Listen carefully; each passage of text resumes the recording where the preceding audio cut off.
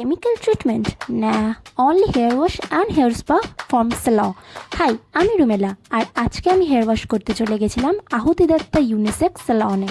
ওখানে যে দাদাটা ছিল, খুব সম্ভবত রাহুল নাম ছিল, সে আমাকে খুব যত্ন করে শ্যাম্পু করে দিয়েছিল। দেন পুরো চুলটাতে ভালো করে কন্ডিশনিং করে সিরাম লাগিয়ে একটা একটা করে খুব জেন্টলি হাতে আমার জটগুলোকে ছাড়াচ্ছিল। অ্যাকচুয়ালি আমার যেহেতু বড় চুল, লম্বা চুল, সেই জন্য আমার জটটা একটু বেশিই পড়ে। আশা করি যাদের বড় চুল তারা ব্যাপারটা বুঝবে।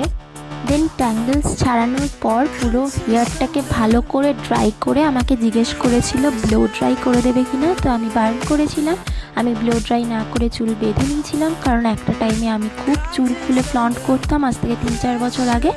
বাট নাজার ইজ রিয়েল, কারণ এখন এর থেকে 3 গুণ বেশি চুল ছিল আমার।